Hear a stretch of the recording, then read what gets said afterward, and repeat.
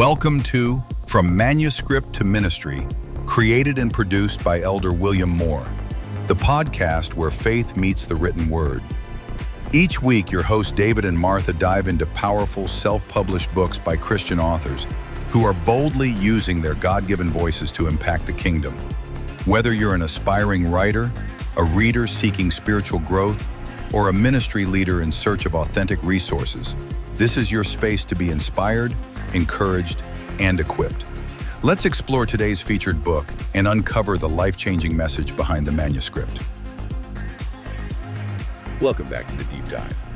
This is where we take a stack of, often pretty dense or specialized sources, and we really just extract the core strategies, the surprising insights. Yeah, we do the heavy lifting. We do. We do the heavy lifting so you can walk away instantly well-informed. And today, we're wading into a really fascinating intersection. It's the world of high-level goal setting, but viewed through the lens of spiritual growth. Mm-hmm.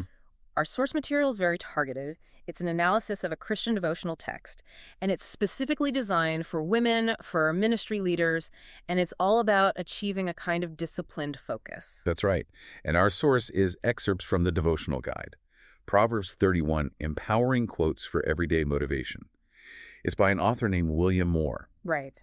Now, for you, the listener, I think whether or not you engage with this kind of literature, the strategic structure of this text is, it's phenomenal. It's a really rigorous system for achievement. It is remarkably structured, and I think that's the key. This isn't just a sort of feel-good daily reading. Yeah. It's a deliberate attempt to link spiritual clarity directly to, productive execution. Yeah.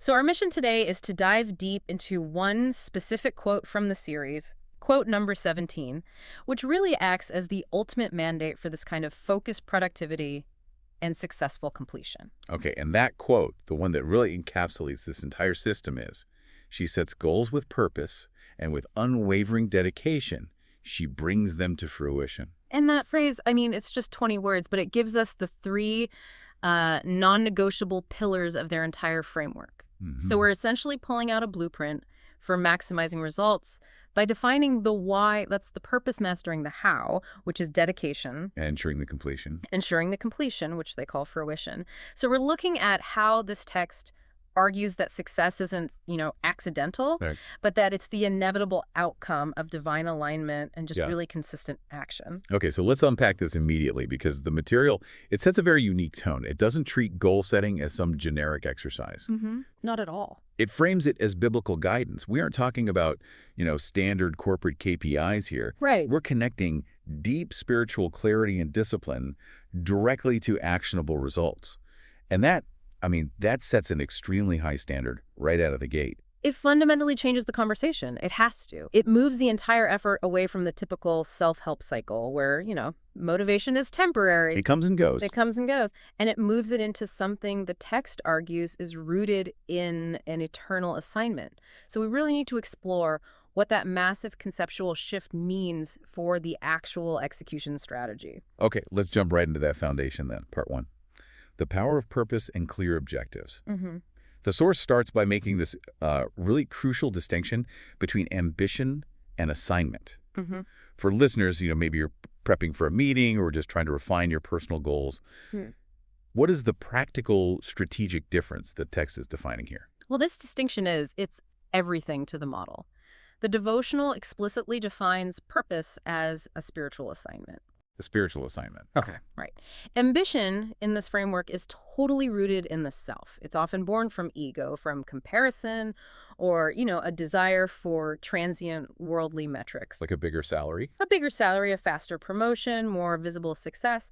Ambition is all about getting something. And an assignment, then, is the opposite. It's framed as the opposite. An assignment is a task given by a higher authority. So it's received. It's not generated from within. I see. It's about giving or building something that's foundational and, in their view, lasting. The source material argues that if your goal is rooted in an assignment, the goals themselves are inherently durable. Why durable? Because they're not dependent on your current emotional state or, market fluctuations. They are externally validated by what the text calls a higher calling. That immediately addresses a really common failure point in goal setting, doesn't it? Mm-hmm. If my goal is purely self-generated ambition like Say I want to start a side business just because my friend did one. Yeah, the comparison trap. Right. It's so vulnerable to doubt the moment that difficulty hits. But if I see it as an assignment, then suddenly the difficulty becomes part of the requirement. It's not a sign that I should just quit. Exactly. The durability of the goal is determined entirely by its foundation. The text asserts that the assignment is what guides all true goal setting. All of it. All of it. It demands total alignment between the goal and this is the key phrase, heaven's agenda. Okay. Heaven's agenda. Which means your goals aren't just smart, specific, measurable, achievable, relevant, time-bound. They also have to be, in this framework, anchored in eternity. That is the conceptual leap we really need to clarify. I mean, how does one translate heaven's agenda into, say, a Q3 strategic goal? Right. Or a tangible career move? Especially for a listener who might not be operating strictly within a ministry context. That's the challenge, right? We have to translate the spiritual concept into a strategic framework of core, non-negotiable values. So, if heaven's agenda means alignment with the divine, strategically that means aligning your goals with your absolute, long-term, uncompromisable core principles. So it's about your personal mission statement, almost. In a way, yes. So instead of pursuing a project because, I don't know, the market trend dictates it, which is fleeting ambition, you pursue a project because it fulfills your deeply held commitment to, say, community building. Or education or integrity. Exactly, something foundational. It demands a level of sort of spiritual introspection before any action is ever taken. So the purpose acts as the anchor. It prevents the goal from being, tossed around by all the external noise. The devotion heavily emphasizes that goals should not be born out of comparison, fear, or distraction. This suggests those three elements are the primary enemies of true purpose. They're what the text presents as the three corrosives. Think about it. Comparison drives vanity projects. Right. Keeping up with the Joneses. Fear drives reactive defensive goals, like trying to achieve security by just chasing endless wealth rather than defining what's enough. And distraction. Distraction just means your energy is scattered. It's spent on projects that look shiny but serve no foundational purpose. The source posits that these worldly motivations, they just lack the spiritual bedrock needed to sustain a long-term commitment. And the text contrasts this clear, received purpose, which they say comes from God, with all these external pressures. They label ineffective action as pressure from the world or, and I think this is critical, human hustle. Yes. Let's clarify human hustle. What exactly is the text warning against with that phrase? Human hustle is it's activity without foundation. It's the appearance of being busy that lacks any real direction or deep strategic value. So it's busy work. It's the ultimate busy work. Think of it as running very, very fast on a treadmill that isn't plugged in. Right. A lot of sweat, no distance covered. Precisely. The devotional is warning against that kind of frantic effort that's born from anxiety, a fear that if you slow down, you'll be forgotten or you'll fail. True purpose, they suggest, requires clarity that's received through quiet reflection. Which is the opposite of hustle. It's the polar opposite of the loud, distracting, and frankly, often aimless energy of hustle culture. So if the clarity is meant to be quiet and internal, then the results are designed to be durable and externally visible. Yes. And what's so fascinating is how the source material uses the Proverbs 31 woman to bridge this gap, right? Okay. Between the internal clarity and the external success. Absolutely. If we connect this to the bigger picture, the devotional points directly to Proverbs 31, verse 25. The woman is clothed with strength and dignity and can laugh at the days to come. Laugh at the days to come. Yeah. And the key insight that William Moore extracts from this is that her dignity and her forward-looking confidence, her ability to forecast and remain unbothered by potential future crises, it stems directly from the purposeful foundation of her work. That is a massive strategic takeaway. Her ability to laugh at the future. It isn't just blind optimism. No, it's strategic confidence. It's the confidence of someone who is diversified, who has managed her resources, and most importantly, knows her work is aligned with an unshakable plan. She isn't just reacting to life. She's executing a known, secure assignment.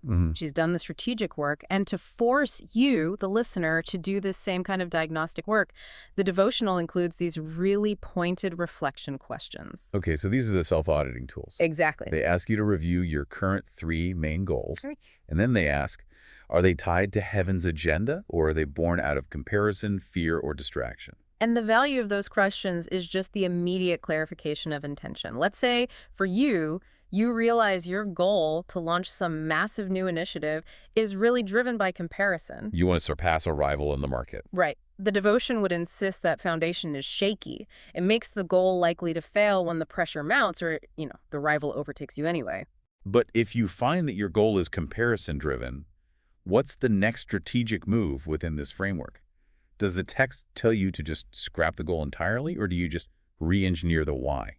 It suggests re-engineering the why. It's a call to refine the intention. The physical goal itself, launching the initiative, that might still be totally valid. Okay. But the internal motivation has to shift from seeking that external validation of comparison to fulfilling the core assignment, whatever that is for you. Service, building, integrity. So purify the why before you commit resources to the what. You got it. The core message is that clarity has to lead the action. Part I is all about getting that blueprint right, a spiritual assignment that aligns with eternity, which then makes the subsequent effort actually worth fighting for. That sets the stage perfectly. Yeah. Because, clarity is only half the battle. Oh, yeah. We know that the greatest plans often fail due to a simple lack of stamina. So if the assignment is truly difficult, what does the source tell us about the stamina required? Well, that leads us straight into part 2. Defining unwavering dedication, or what the source calls holy grit. Exactly. And this is where we move from the theory to the actual implementation. Unwavering dedication. The devotional is so emphatic that this is not passive persistence. Okay, what's the difference? Passive persistence versus holy grit. Passive persistence is basically just waiting. It's waiting for the tide to turn.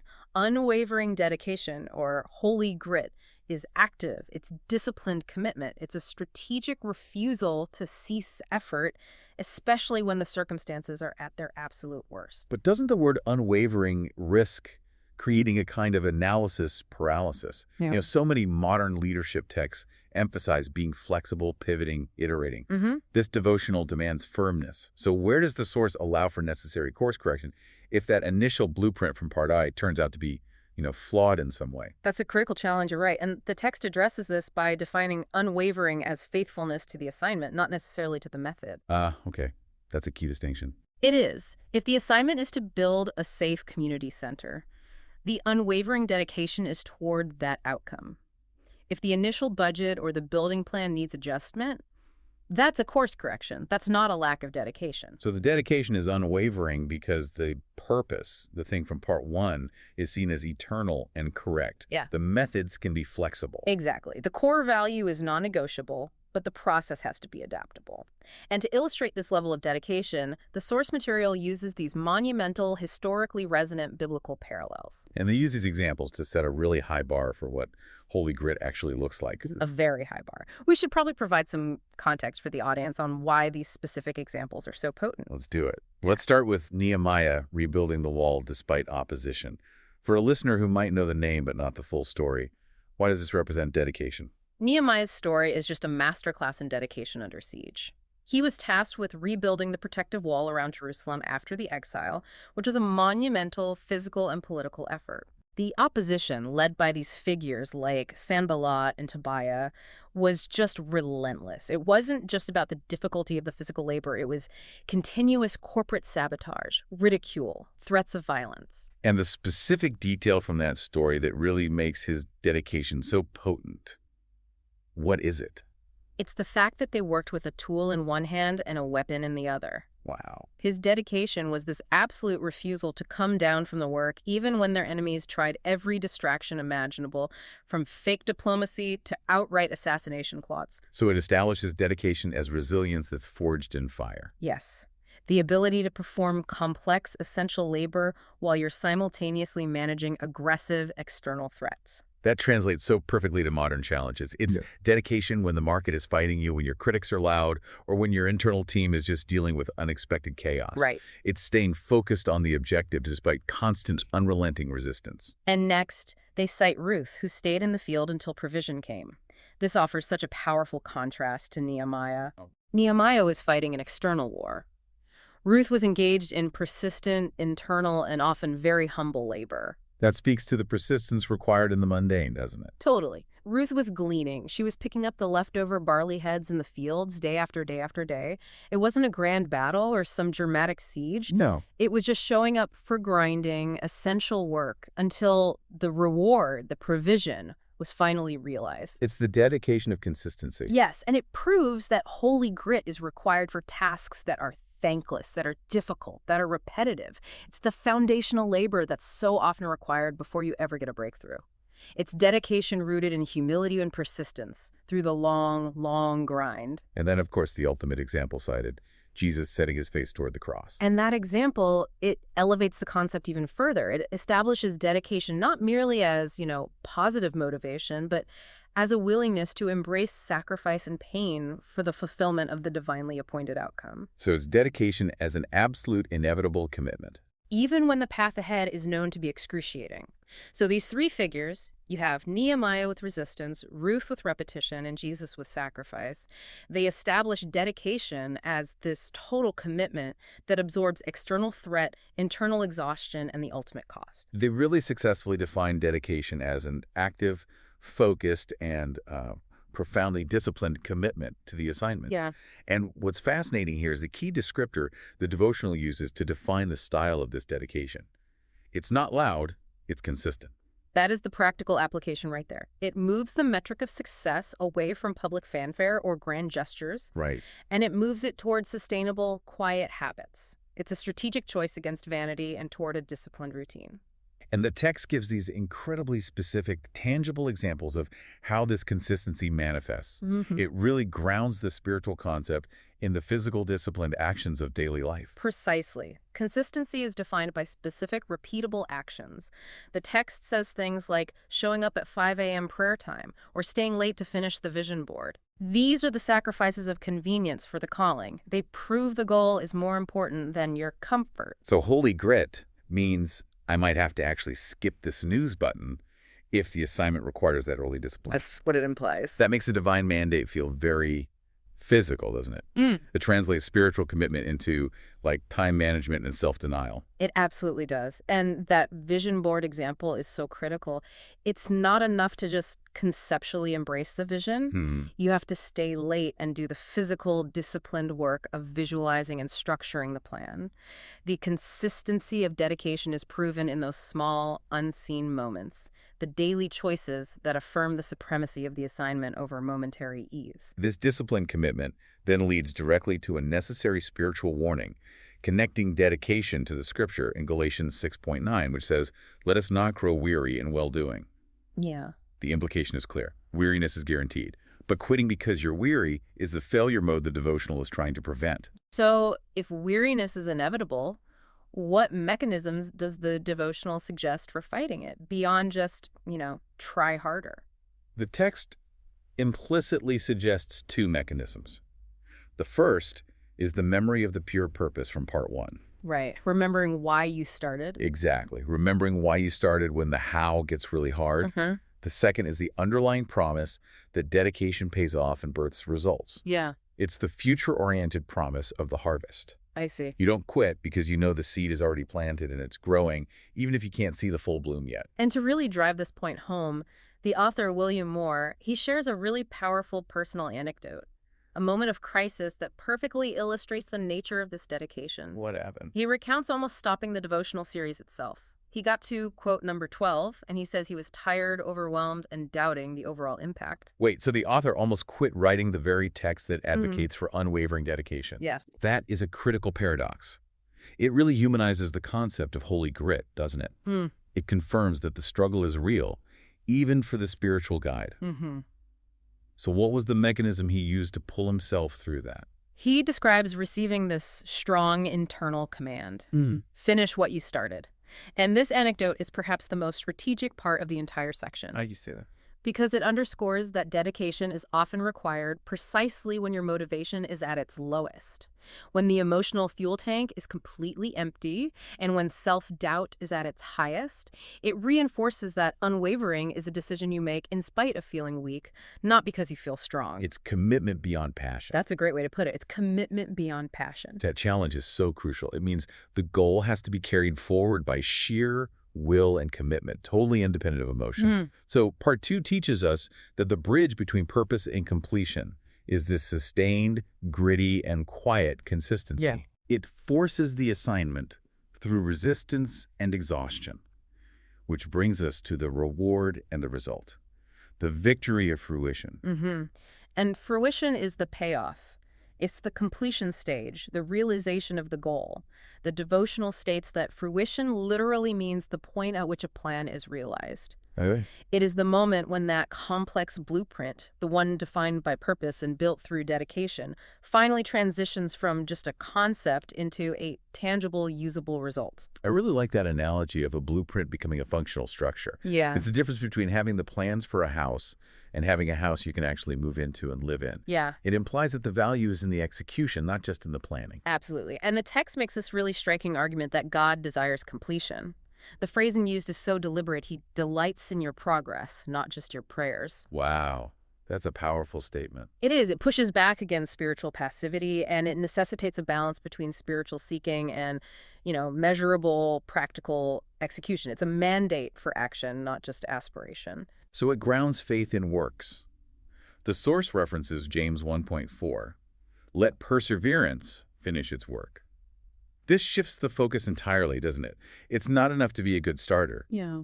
The success, the spiritual value, is tied to the non-negotiable requirement of ending well. And this sets up the strong counter-argument to that common cycle of starting and stalling, what we often call the shiny object syndrome in business strategy. Right, chasing the next new thing. Exactly. The devotional is really pointed about this. It says, you are not meant to start and stall. You are anointed to begin and bring forth. That phrase, anointed to begin and bring forth, that encapsulates the entire framework. It does. It implies that the spiritual authorization, the anointing, necessitates the physical delivery, the bringing forth. If you have the assignment, you have to deliver the goods. It's a demand for execution. And if we look at the strategic implication of that, it means that clarity of purpose from part 1 is completely nullified without the execution in part 3. All the reflection, all the planning, all the grit. It only matters if it leads to the successful completion of the assignment. The devotional emphasizes that the greatest ideas that remain unexecuted are functionally identical to bad ideas. That is a brutal truth. And the devotional offers a pretty powerful promise regarding this execution phase, doesn't it? It says, when you walk in purpose, God multiplies your progress. Yes, this is the idea of divine acceleration. It suggests that when you're working within that established alignment, when the goal is rooted in that eternal assignment, the effort is multiplied. The completed work yields results that are greater than the sum of the effort you expended. How does the text say this acceleration is earned? Or how does it manifest in practical terms? Is it just magic? It's not magic. It's earned through consistent completion. Think of it like compounding interest on a spiritual investment. Yeah. Because the Proverbs 31 woman completed her tasks, she purchased the field, she clothed her family, she oversaw her household. She was in a position of authority and resourcefulness. The acceleration isn't some miraculous windfall. It's the efficient yield that comes from working without waste, because the dedication in part 2 was so focused. When you avoid the human hustle and you only work on the assigned priorities, you inherently gain efficiency and leverage. And this idea of multiplication and delivery is immediately connected back to the source inspiration, Yeah. the Proverbs 31 woman. Her identity, her value, and her praise are all tied to measurable results. Exactly. She's not simply admired for her internal grace or her good intentions. The text emphasizes that she's honored because she delivers, she builds, she executes. Her value and her dignity are tied directly to the realization of her plans and efforts, the observable fruition of her labor. Strategically, this isn't just faith, it's the confidence that comes from forecasting and preparedness. That she's done the strategic work. She has. So she is not vulnerable to unexpected market shifts or personal crises. She's honored because she has tangible, finished results to show for it. It grounds her strategic leadership in active results. She is the very epitome of these 3 pillars: intention, relentless dedication, and tangible execution. And to wrap up this entire framework, the devotional provides a closing reflection and affirmation that just beautifully summarizes the journey. It acts as a final synthesis and a commitment statement. Okay, let's review that closing affirmation because it really does pull everything together and provides a powerful anchor for you, the listener. It says, I am a woman of intention. I set my goals with clarity and I pursue them with God's help. I will not grow weary. I will finish what I started. I will bring forth what God placed in my spirit. It's a roadmap disguised as an affirmation, isn't it? Intention and clarity anchor the foundational purpose of part 1. Right. Pursue them with God's help, and the promise, I will not grow weary, embody the necessary dedication of part 2, that holy grit required for sustained effort. And the final promises, I will finish what I started and I will bring forth, are the ultimate commitment to fruition, to part 3. It's a total commitment to the entire process, from inspiration all the way to completion. This has been a really rigorous deep dive into an extremely high-standard goal-setting framework. So to recap the 3 core insights we've extracted from this devotional material. We started with the imperative to move beyond mere ambition to a spiritual assignment. Right. Ensuring the why is eternal, non-negotiable, and aligned with core values, not external comparison. Then we established the necessity of holy grit and consistent dedication, that unwavering component. We learned that passive persistence is insufficient. Yeah, that disciplined, consistent action is required, often when motivation has completely evaporated. We saw that in the examples of resilience under siege with Nehemiah and persistence in the mundane with Ruth. And finally, the divine mandate to finish what has been started. Purpose has to lead to progress, and progress must lead to measurable fruition.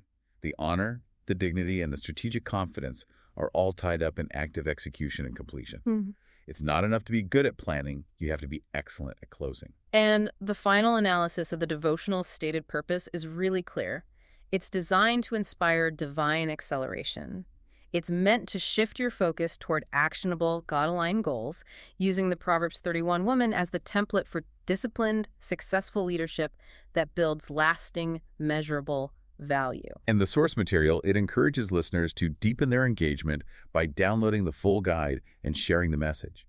And this, I think, underscores a crucial element of knowledge transfer. What's that? That true knowledge isn't meant to be a private victory.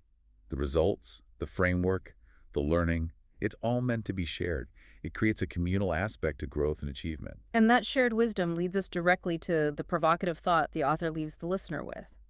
It builds perfectly on this entire discussion of clarity versus action. It's the final challenge. It is. It ties the blueprint, the effort, and the reality all together. It forces you to contemplate the gap between planning and action. The closing instruction is so simple, yet so profound. Don't just write the vision, walk in it. That phrase is everything, isn't it? Writing the vision requires clarity and purpose. That's the reflective work of part 1. Yeah. Walking in it requires dedication and fruition. That's the gritty execution of parts 2 and 3.